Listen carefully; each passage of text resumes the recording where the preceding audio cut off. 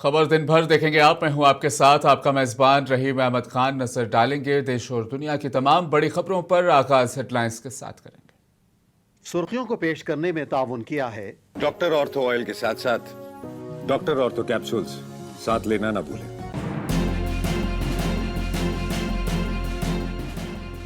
दुनिया ने ऑपरेशन सिंदूर के दौरान हिंदुस्तानी फौज की बहादुरी और काबिलियत का किया मुशाहिदा। सदर जमहूरिया द्रौपदी मुर्मू का पार्लियामेंट के मुश्तरका इजलास से खिताब।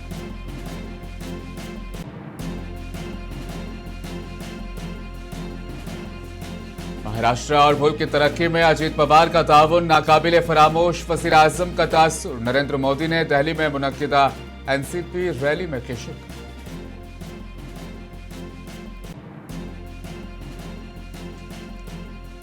राहुल गांधी को अदालत से मिली बड़ी राहत। लखनऊ कोर्ट ने बरतानवी शहरियत केस में दरख्वास्त को किया खारिज।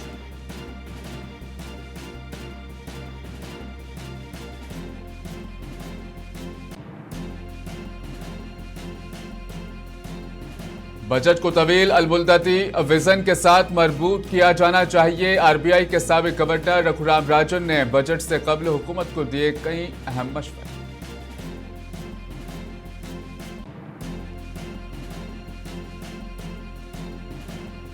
अजीत पवार की कल अदा की जाएगी आखिरी रसूमात। महाराष्ट्र में 3 रोजा सरकारी शोक का ऐलान।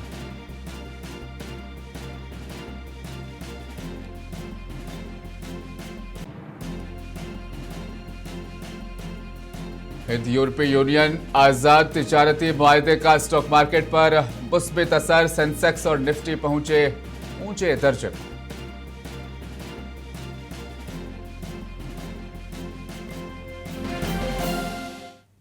पार्लियामेंट के बजट इजलास का आज से आगाज हो गया है। इजलास के पहले दिन सदर जमहूरिया द्रौपदी मुर्मू ने दोनों ऐवानों के मुश्तरका इजलास से खिताब किया। सदर जमहूरिया द्रौपदी मुर्मू ने कहा कि दुनिया ने ऑपरेशन सिंदूर के दौरान हिंदुस्तानी दिफाई अफवाज की बहादुरी और काबिलियत का मुशाहिदा किया। उन्होंने कहा कि मुल्क ने अपने वसाइल का इस्तेमाल करते हुए दहशतगर्दों के बेस कैंपों को तबाह किया। सदर मुर्मू ने कहा, हुकूमत ने एक मजबूत पैगाम भेजा कि हिंदुस्तान पर किसी भी दहशतगर्दाना हमले का सख्त और फैसलाकुन जवाब दिया जाएगा।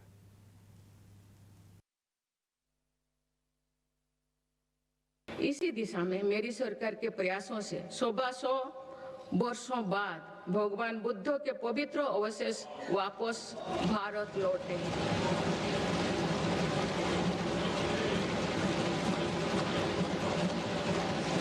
उन्हें आप सामान्य जनमानस के दर्शन के लिए समर्पित किया गया है।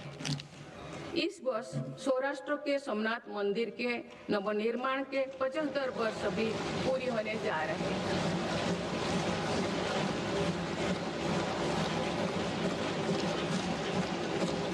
सोमनाथ मंदिर पर हुए आक्रमण के बाद 1000 वर्षों की यात्रा भारत की धार्मिक निष्ठा, समानता, संस्कृति और चिरस्थायी का प्रतीक है। इस अवसर पर जिस उत्साह से देश भर के लोगों ने सोमनाथ स्वाभिमान पर्व में हिस्सा लिए हैं, वो अतुलनीय है।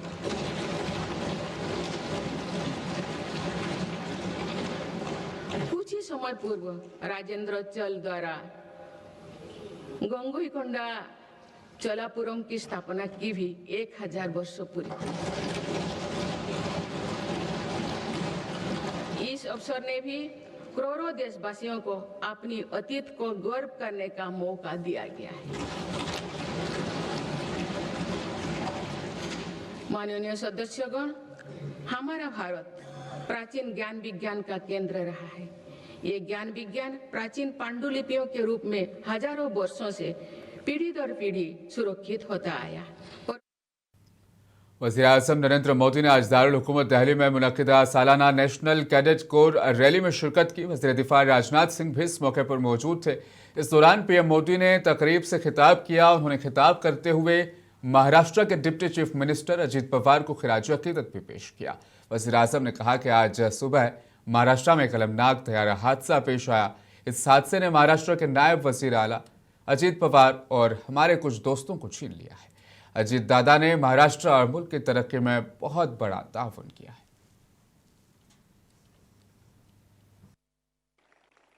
आज का दिन हमारे लिए एक बड़ा दुख लेकर भी आया है। आज सुबह ही महाराष्ट्र में दुखद विमान दुर्घटना हुई है। इस दुर्घटना ने महाराष्ट्र के उप मुख्यमंत्री अजीत पवार जी और कुछ साथियों को हमसे छीन लिया है। अजीत दादा ने महाराष्ट्र और देश के विकास में अपना बड़ा योगदान दिया है। एशिया का सबसे बड़ा civil aviation event wings India 2026 आज से हैदराबाद के बेगमपेट हवाई अड्डे पर शुरू हुआ। ये 4 रोजा इवेंट हिंदुस्तानी हवाबाजी के उरूज और आलमी परवाज के मुस्तकबिल को जाहिर करेगा। शहरी हवाबाजी के वजीर राममोहन नायडू ने हिंदुस्तान और बैरून मुल्क के सीनियर मुअज्जिजीन की मौजूदगी में तकरीब का बाकायदा आगाज किया। वीडियो कॉन्फ्रेंस के जरिए खिताब करते हुए वजीर आजम मोदी ने इस मौके पर कहा कि विंग्स इंडिया के प्लेटफॉर्म पर तमाम लोगों का मैं इस्तकबाल करता हूं। उन्होंने कहा कि सब जानते हैं कि एविएशन इंडस्ट्री आइंदा दौर जोश से भरा हुआ होगा और हिंदुस्तान का एक बड़ा ये प्लेटफॉर्म बनता जा रहा है। उन्होंने कहा कि एयरक्राफ्ट मैन्युफैक्चरिंग, पायलट ट्रेनिंग और एडवांस मोबिलिटी इस सेक्टर में जिस तेजी के साथ बढ़ रही है वो तवक्कुआत के साथ जरूर आगे इसी तरह बढ़ती रहेगी। विंग्स इंडिया इस प्लेटफॉर्म पर मैं सभी इंडस्ट्री लीडर्स, एक्सपर्ट्स, इन्वेस्टर्स का अभिनंदन करता हूं। आप सभी जानते हैं एविएशन इंडस्ट्री का अगला युग बहुत एस्पिरेशंस से भरा हुआ है और भारत इसका एक बड़ा प्लेयर बनता जा रहा है। Aircraft manufacturing, pilot training, advance air mobility, aircraft leasing, ये ऐसे सेक्टर हैं जिन्हें लेकर भारत अनेक संभावनाओं के साथ आपके समक्ष उपस्थित है। लोकसभा में अपोजिशन लीडर और कांग्रेस एमपी राहुल गांधी को अदालत से बड़ी राहत मिली है। लखनऊ की अदालत ने बरतानवी शहरियत केस में राहुल गांधी के खिलाफ दायर दरख्वास्त को खारिज कर दिया है। अदालत ने कहा कि यह मरकजी हुकूमत का मामला है। दरख्वास्त महज कानूनी अमल को हिरासा करने या उसका इस्तेसाल करने के लिए बगैर किसी ठोस बुनियाद के दायर की गई थी। अदालत ने इसे कानून का गलत इस्तेमाल करार दिया। बीजेपी रहनुमा और दरख्वास्त गुजार विघ्नेश ने दावा किया कि राहुल गांधी के पास बरतानवी शहरियत है जिसके बुनियाद पर उनके हिंदुस्तानी शहरियत मनसूख कर दी जानी चाहिए और उनके खिलाफ कानूनी कार्रवाई भी की जाए। अदालत के इस फैसले पर कांग्रेस ने मसरत का इजहार किया।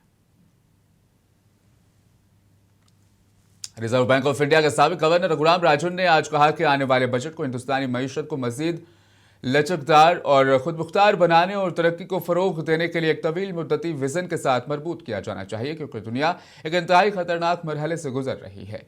राजन ने एक इंटरव्यू में कहा कि हिंदुस्तान के पास पहले 5 साला मंसूबे थे लेकिन इसके बावजूद मुल्क का बजट अच्छी तरह से मजबूत नहीं था। I don't know enough of the details of the budget situation right now to offer an informed opinion. But what I will say is that this is a extremely dangerous time in the global economy and for India. There is lots of positive opportunities from the tremendous investment in AI, the productivity growth possibilities that we are seeing in the West. But there's also a lot of danger from becoming too reliant on entities that can squeeze us. NCP Sharad Chandra Pawar के सरबराह शरद पवार ने अपने भतीजे और महाराष्ट्र के deputy chief minister Ajit Pawar की मौत पर अफसोस का इजहार करते हुए इसे महाराष्ट्र के लिए बहुत बड़ा नुकसान करार दिया। शरद पवार ने कहा कि मुझे अजीत की मौत से बड़ा सदमा पहुंचा। उन्होंने कहा कि अजित पवार की मौत में कोई सियासत शामिल नहीं है, ये खालिसतन एक हादसा है।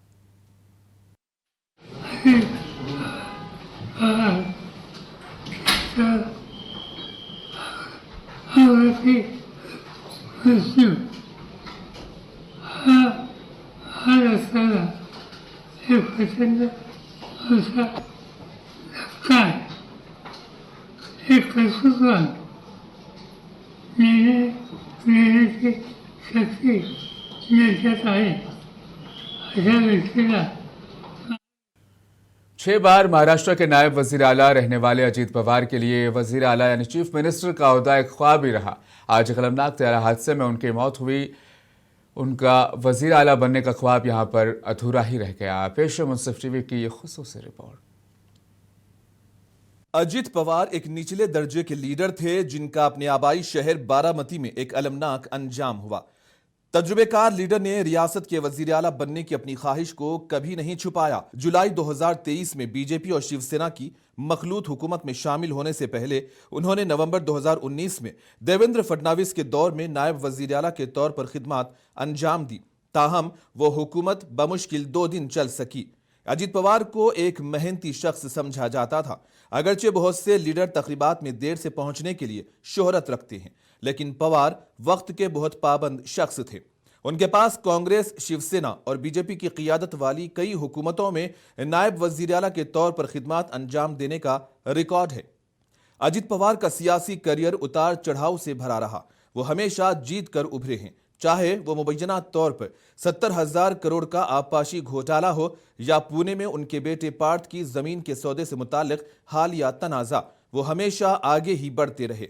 अजीत पवार को प्यार से दादा कहा जाता था। वो अपनी बेतकल्लुफी के लिए भी जाने जाते थे और अपनी राय का इजहार करते वक्त अल्फाज में कमी नहीं करते थे, खास तौर पर देही सामाइन के लिए। अजीत पवार ने 2013 में रियासत के कुछ हिस्सों में पानी और बिजली की शदीद किल्लत का मजाक उड़ाते हुए एक बड़ा तनाज़ा खड़ा किया था। ताहम अपने तबसरों पर तनकीद का सामना करने के बाद उन्हें अवामी तौर पर माफी भी मांगनी पड़ी। पुणे के इंडापुर के एक गांव में एक जलसे आम से खिताब करते हुए उन्होंने कहत ज़दा शोलापुर इलाके के एक किसान भैया देशमुख का मजाक उड़ाया, जो ज्यादा पानी का मुतालबा करते हुए मुंबई के आजाद मैदान में भूख हड़ताल कर रहे थे।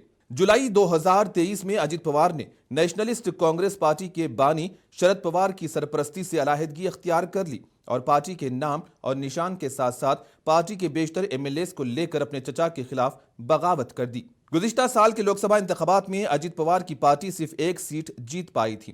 ताहम 5 माह बाद अजीत पवार ने बीजेपी के साथ इत्तेहाद में असेंबली इंतखाबात में 41 सीटें जीतकर सबको गलत साबित कर दिया। एनसीपी शरद चंद्र पवार ने सिर्फ 10 सीटें जीती। 2024 के असेंबली इंतखाबात के नताइज के बाद से अजीत पवार ने रियासती सियासत में अपनी पोजीशन मजीद मजबूत कर ली है। बीजेपी और एकनाथ शिंदे की ज़ेर क़ियादत शिवसेना के साथ इत्तेहाद के बावजूद उन्होंने इसरार किया कि वो तरक्की के लिए हुक्मरान इत्तेहाद में शामिल हुए हैं और अपने बुनियादी तरक्की पसंद नजरिए से इनहराफ नहीं किया। वो अपनी पार्टी और अपनी वजारतों पर मरकूज रहे, जबकि सियासी क़ियास आराइयाँ वज़ीर आला देवेंद्र फडणवीस और उनके दूसरे नायब वज़ीर आला एकनाथ शिंदे के दरमियान इख्तिदार की मुबैना कशमकश के गिर्द घूमती रही। 22 जुलाई 1959 को आशा और अनंतराव पवार के यहाँ पैदा हुए अजीत पवार ने अपने चचा शरद पवार के नक्शे कदम पर चलते हुए 1982 में सियासत में कदम रखा, जब वो शुगर फैक्ट्री के बोर्ड के लिए मुंतखब हुए। 1991 में वो बारामती से लोकसभा के लिए मुंतखब हुए और बाद में उन्होंने अपने चचा के लिए सीट खाली कर दी। शरद पवार बाद में पीवी नरसिम्हा राव हुकूमत में वजीर दिफा बने। अजीत पवार ने 1991 से 8 बार बारामती के एमएलए के तौर पर खिदमत अंजाम दी। अजीत पवार रियासत की मालियात और मनसूबाबंदी के वजीर थे और अगले माह मुंबई में 23 फरवरी को असेंबली के बजट इजलास के आगाज के दौरान 2026-27 का रियासती बजट पेश करने वाले थे। ताहम किस्मत को कुछ और ही मंजूर था। ब्यूरो रिपोर्ट, मुंसिफ टीवी न्यूज़। उधर दूसरी जानिब बारामती में अजीत पवार के घर के बाहर मकामी लोग और उनके मदाह बड़ी तादाद में जमा हो रहे हैं। लोगों ने अजीत पवार की तैयारा हादसे में मौत पर गहरे अफसोस और दुख का इजहार किया।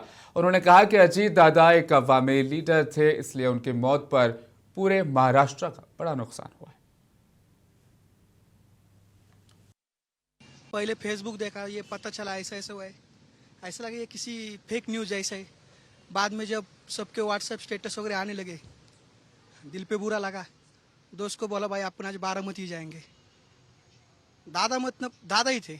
अपन दादा जो बोलते हैं, घर का बड़ा इंसान नहीं क्या, जो सबका ख्याल वगैरह रखता है, वैसे अपने दादा थे।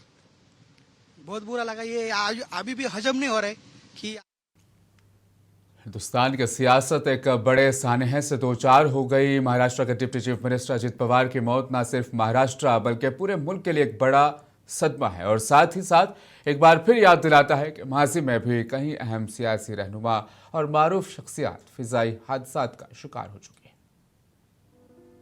महाराष्ट्र के नायब वजीर आला अजित पवार की मौत की खबर सुनकर रियासत के सियासतदान और अवाम दोनों सदमे में हैं। बुध के रोज पवार का चार्टर्ड तैयारा पुणे के बारामती एयरपोर्ट पर लैंडिंग से पहले हादसे का शिकार हो गया। तैयारा जमीन से टकराते ही धमाके के साथ शोलों में घिर गया। ये हादसा मुल्क में पेश आने वाले उन हवाई हादसों की एक और कड़ी है जिनमें वक्तन फौक्तन सियासी रहनुमाओं और अहम शख्सियात ने अपनी जानें गंवाई हैं। हालिया बरसों में हवाई हादसों ने कई अहम सियासी और गैर सियासी शख्सियात को हमसे छीन लिया।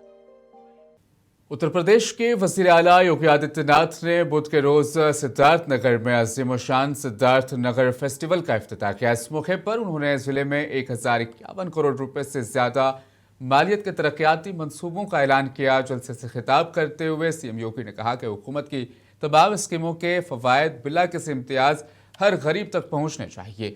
इस तकरीब में कायद हिस्ब इख्तिलाफ माता प्रसाद पांडे और रुकन पार्लियामेंट जगदम्बिका पॉल भी मौजूद थे।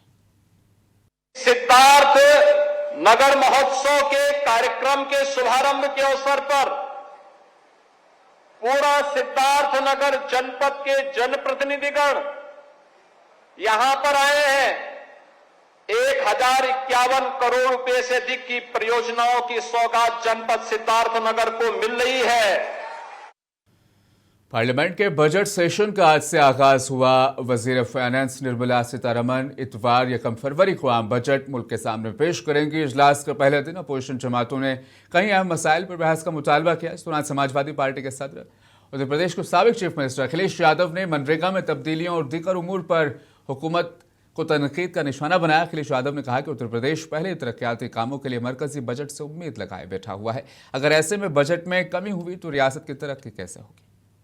तमिलनाडु के सीएम एम के स्टालिन ने आज इंडियन यूनियन मुस्लिम लीग के रियासती सतह के इजलास में शिरकत की। इस मौके पर चीफ मिनिस्टर स्टालिन ने कई ऐलानात किए जिनमें इमामों के लिए पेंशन में इजाफा, कोयम्बतूर में नया वक्फ ट्रिब्यूनल कायम करने के अलावा सरकारी स्कूलों में उर्दू असातिज़ा की असामियां पुर करना भी शामिल है। सीएम स्टालिन ने कहा कि उनकी हुकूमत तमाम तबकात की फलाह व बहबूद के लिए काम कर रही है। इस मौके पर मुस्लिम लीग के कई अहम कायदीन मौजूद थे। திராவிட முன்னேற்ற கழகத்தை பொறுத்த வரைக்கும் நாங்கள் எப்பவும் உங்களோட இருக்கிறவங்க। हालांकि तमिलनाडु असेंबली इंतखाबात के लिए डीएमके और कांग्रेस के दरमियान सीटों की तकसीम पर कोई मुआहदा तय नहीं हो पाया है। आज पार्लिमानी पार्टी के रहनुमा कनिमोजी और कांग्रेस लीडर राहुल गांधी के दरमियान मुलाकात भी हुई है। जराये के मुताबिक मुलाकात खुशगवार रही। ज़ेरुल्तवा उमूर पर बातचीत की गई। तहम कांग्रेस को कितनी नशस्तें दी जाएगी इस पर कोई बात नहीं हो पाई। हिंदुस्तान और सऊदी अरब ने रियाद में स्ट्रेटेजिक पार्टनरशिप काउंसिल के सियासी काउंसलर और सिक्योरिटी ताउन कमेटी के तहत होने वाली तीसरी हिंद अरब सिक्योरिटी वर्किंग ग्रुप की मीटिंग में जारी सिक्योरिटी ताउन का जामे जायजा लिया। दोनों फरीकैन ने दहशतगर्दी के तमाम शक्लों की मजम्मत की। मीटिंग की सदारत हिंदुस्तान की जानिब से वजारत खारजा के जॉइंट सेक्रेटरी डॉक्टर विनोद बहादुर और सऊदी अरब की जानिब से वजारत दाखिला के डायरेक्टर जनरल अहमद अलीसा ने की है। दोनों ममालिक ने आलमी और इलाकाई दहशतगर्द गिरोहों से खतरात, इंतहाई पसंदी, दहशतगर्दी की माली मुआवना, टेक्नोलॉजी का गलत इस्तेमाल और जराइम दहशतगर्दी के ताल्लुक पर तबादला ख्याल किया। जामिया मिलिया इस्लामिया में आज आलमी कॉन्फ्रेंस बराए कुरान और साइंस का आगाज हुआ। इस बैनुल-अक़वामी इल्मी कॉन्फ्रेंस का एहतमाम शोबा इस्लामियात, जामिया मिलिया इस्लामिया और विलायत फाउंडेशन नई दिल्ली के इश्तराक से किया गया, जबकि ईरान की मारूफ शाहिद बहिश्ती यूनिवर्सिटी भी इसमें शामिल है। कॉन्फ्रेंस के इफ्तिताही इजलास में मुल्क व बैरून मुल्क से आए हुए मुमताज़ उलमा, मुहक्किकीन, दानिशवरों और माहिरीन साइंस ने शिरकत की। इस मौके पर कॉन्फ्रेंस के डायरेक्टर प्रोफेसर इक़्तिदार खान ने बताया कि आलमी कॉन्फ्रेंस का मकसद कुरान करीम और जदीद साइंसी उलूम के बाहमी ताल्लुक, फ़िक्र मांगी और असरी इल्मी मुबाहिस पर संजीदा और तहकीकी गुफ्तगू को फ़रोग़ देना है।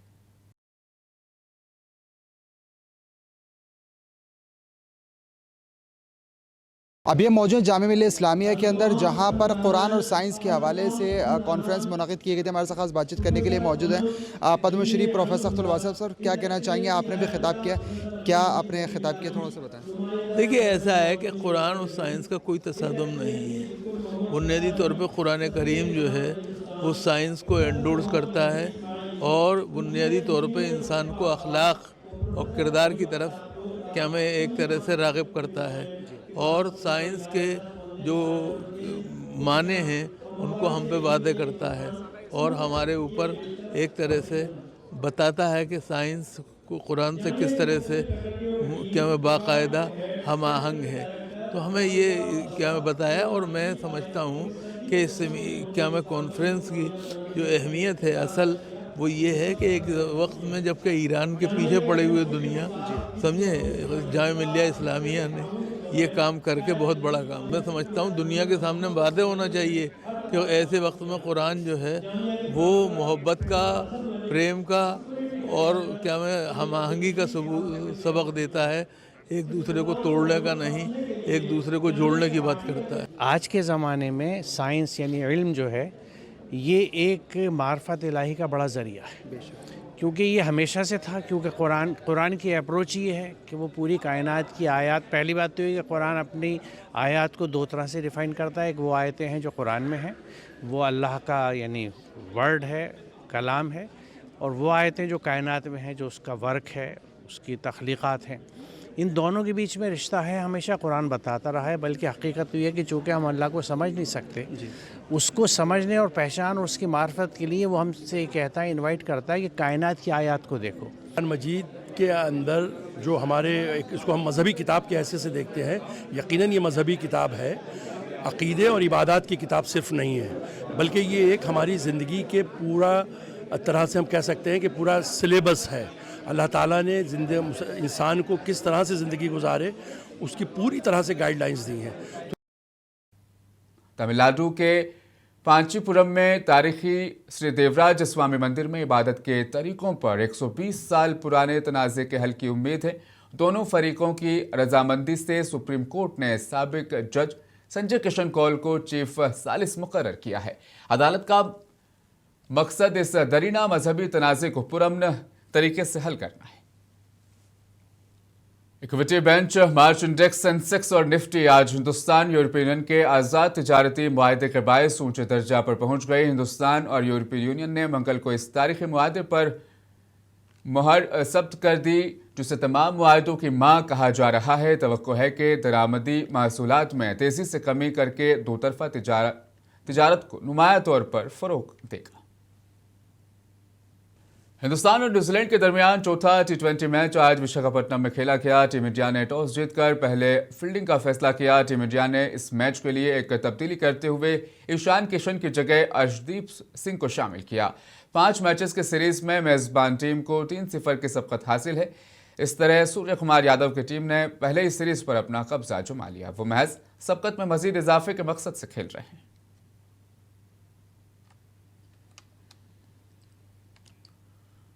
अमेरिका की खातून मेलानिया ट्रंप ने अपनी आने वाली दस्तावेजी फिल्म की रिलीज से कबल आज न्यूयॉर्क स्टॉक एक्सचेंज में इफ्तिताही घंटी बजाई। फिल्म मेलानिया सदर डोनाल्ड ट्रंप के दूसरे हलफ के 20 दिनों में उनकी जिंदगी की दस्तावेज करती है। इफ्तिताही घंटी से पहले खातून अव्वल ने अपनी फिल्म में कहानी सुनाने को सकाफत के ड्राइवर के तौर पर तशबीह दी। मेलानिया ट्रंप ने कहा कि फिल्में खानदानों और दोस्तों को साथ लाती है। खबर दिन भर में आज के लिए फिलहाल बस इतना ही। मुझे दीजिए इजाजत। आप देखिए मुंसिफ टीवी का अगला प्रोग्राम बियॉन्ड बॉर्डर।